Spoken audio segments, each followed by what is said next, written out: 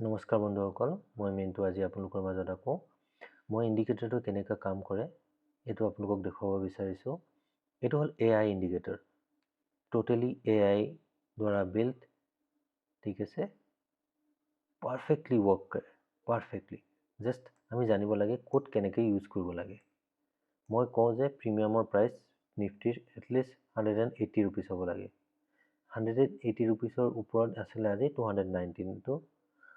আমাৰ এই মাজৰ যিটো গ্ৰে লাইন হয়, এই গ্ৰে লাইনটো হ'ল চেণ্টাৰ অফ গ্ৰেভিটি কয় ইয়াক। এইটো 50 DEM ঠিক আছে। এইটো একচুৱেলি ছাপোৰ্টৰ কাম কৰে। এইটো লাইনটো আছে, এইটো সদায় ছাপোৰ্টৰ কাম কৰে। ইয়াক যেতিয়াই টাচ কৰে মাৰ্কেট ওপৰত যায়, ওপৰত থাকিলে তলত যায়। এতিয়া কথাটো হ'ল কি, ইয়াৰ ওপৰত এইটো ছাপোৰ্ট আছিলে, ছাপোৰ্টৰ ওপৰত আমাৰ COG আছিলে, চেণ্টাৰ অফ গ্ৰেভিটি। ইয়াৰ ওপৰত আমাক ছিগনেল দিলে 915ত। মোৰ ইণ্ডেক্সত যেতিয়া আহিলে 920, 915ত অহা নাই, ঠিক আছে। বিকজ চেণ্টাৰ অফ গ্ৰেভিটি ইয়াত আছিলে, ইয়াত অপেন হৈছে, ইয়াত পাইছে ছেকেণ্ড কেণ্ডেলত, সেইটো কাৰণে ইয়াত আহিলে। আৰু আমি যদি কম প্ৰাইচৰ অপশ্যনত যাওঁ তেতিয়া চাব আপুনি তাৰ আগতেই ছিগনেল পাই যাব।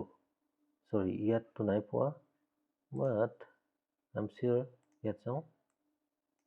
অ'কে, গুড ইনাফ, ইয়াতো ঠিকে আছে।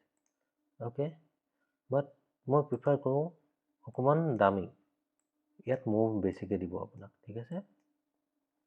তো চেণ্টাৰ অফ গ্ৰেভিটিৰ ওপৰত যেতিয়াই খুলিলে, ইয়াতো চেণ্টাৰ অফ গ্ৰেভিটিৰ ওপৰত আমাক ছিগনেল আহিলে, ইয়াতো ছিগনেল আহিলে, একদম ভলিউম চাওক। EMA AM এৰ ওপৰত ভলিউম চাওক, কণ্টিনিউৱাছলি EM এৰ ওপৰত ক্ৰছ বন্ধ হৈ আছে, ইয়াৰলৈকে EM এৰ ওপৰত।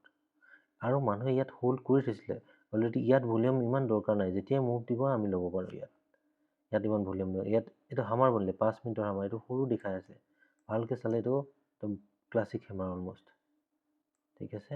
হামাৰৰ ওপৰত ল'লে আপুনি আকৌ ওপৰত, এইটো এটা ৰেজিষ্টেণ্ট হয়, ঠিক আছে। ৰেজিষ্টেণ্টৰ ৰিটেষ্ট কৰি আকৌ ওপৰত গ'ল।